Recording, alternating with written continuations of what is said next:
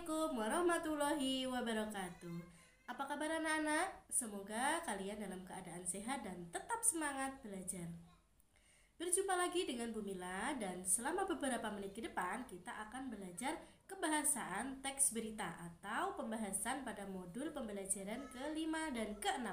Anak-anak, jika kita perhatikan teks-teks berita yang telah kita baca sebelumnya, maka di situ akan tampak bahwa teks-teks berita tersebut dibentuk oleh beberapa susunan kata dan sejumlah kalimat. Di dalam teks berita, kata atau kalimat tersebut ternyata memiliki kaidah atau aturan tersendiri.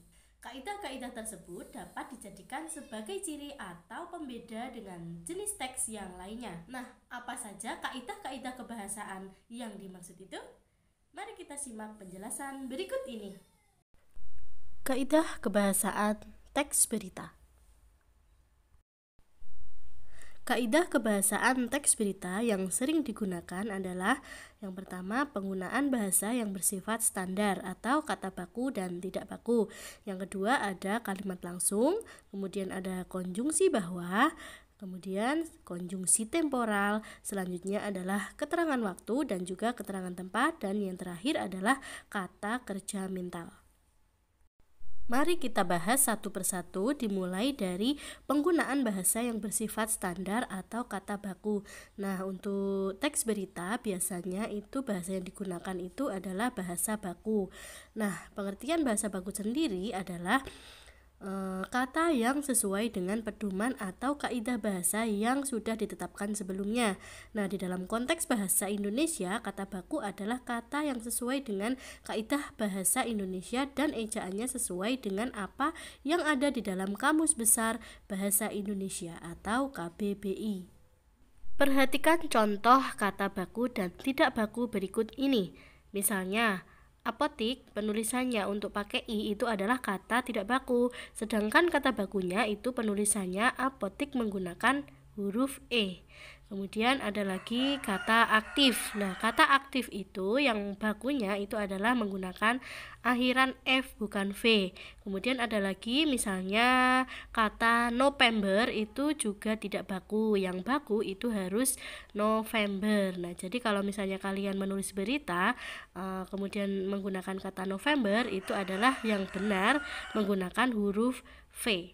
Kemudian kata Jumat itu juga tidak perlu menggunakan koma atas, jadi cukup JUMAT.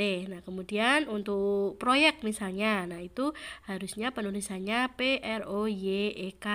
Nah, terakhir contohnya adalah kwitansi itu kalau menggunakan WK, WI itu tidak baku. Bakunya adalah KUITANSI. Kaidah kebahasaan yang kedua, penggunaan kalimat langsung. Nah, biasanya kalau kalian membaca teks berita, kalian akan menemukan yang namanya kalimat langsung. Kalimat langsung ini biasanya ditandai oleh dua tanda petik ganda dan biasanya disertai dengan keterangan penyajinya. Dalam teks berita, penggunaan kalimat langsung terkait dengan pengutipan pernyataan-pernyataan oleh narasumber berita. Kaidah kebahasaan yang ketiga adalah penggunaan konjungsi bahwa. Cermati kutipan teks berita berikut. Pihak sekolah menjelaskan bahwa mereka sudah sering melaporkan kondisi sekolahnya ke Dinas Pendidikan Kabupaten 4 Lawang. Namun sampai saat ini belum ada perhatian sedikit pun dari pemerintah setempat. Nah, pada penggalan kutipan teks berita tersebut membuktikan bahwa teks berita itu menggunakan konjungsi bahwa. Anak-anak, jika kalian perhatikan di dalam kutipan teks berita tersebut terdapat beberapa kata yang salah penulisan huruf kapitalnya. Contohnya pada kata Kabupaten 4 Lawang, seharusnya itu ditulis atau diawali menggunakan huruf kapital. Kabupaten K-nya besar, 4 E-nya besar, dan Lawang itu harus L-nya besar. Kaidah kebahasaan yang keempat adalah penggunaan konjungsi temporal. Konjungsi temporal merupakan kata hubung. Konjungsi temporal adalah kata hubung yang berkenaan dengan waktu, baik dalam kalimat atau antar kalimat itu sendiri.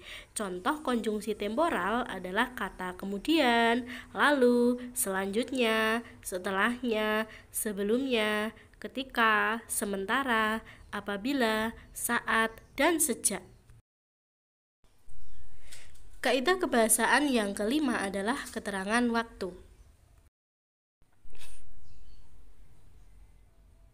Keterangan waktu merupakan salah satu di antara jenis-jenis kata keterangan yang menerangkan waktu terjadinya suatu peristiwa. Contoh kata keterangan waktu yaitu menggunakan kata kemarin, minggu depan, sekarang, 2 minggu yang lalu, 2 minggu yang akan datang, atau pada hari Rabu yang akan datang, pada hari Minggu kemarin, tahun ini, waktu ini, bulan lalu, selama 3 hari, selama ini, mulai dari tanggal 20 dan lain-lain. Kaidah kebahasaan yang keenam adalah keterangan tempat. Keterangan tempat adalah kata keterangan yang menjelaskan lokasi atau tempat suatu peristiwa terjadi.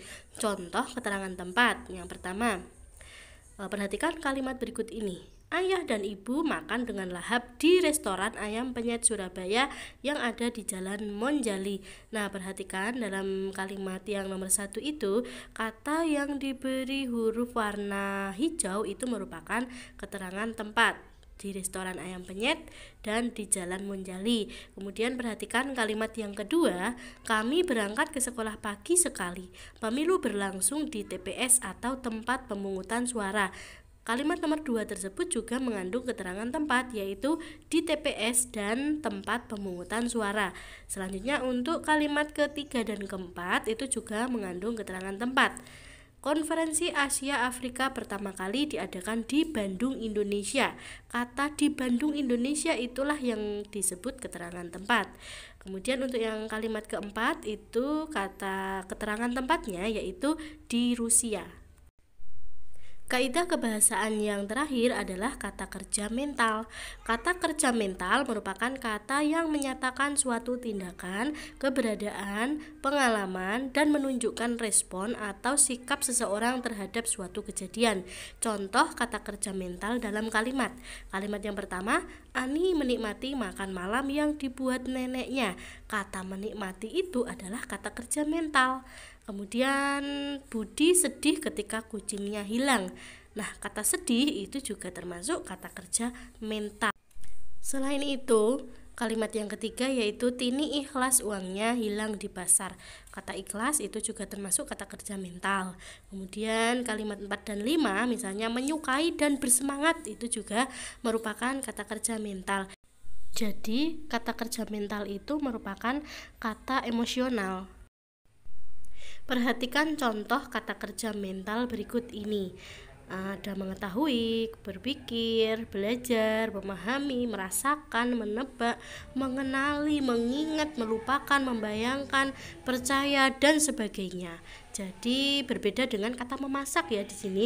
Kalau kata memasak itu bukan termasuk kata kerja mental.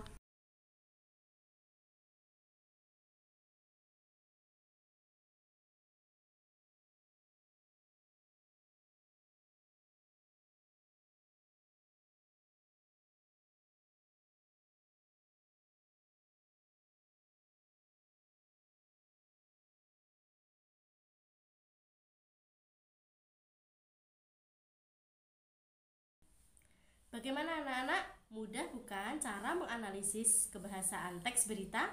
Mudah kan? Demikian yang dapat saya sampaikan dan semoga kalian bisa memahami apa yang saya sampaikan. Kita akan berjumpa lagi pada kesempatan yang akan datang. Akhir kata dari saya, wassalamualaikum warahmatullahi wabarakatuh.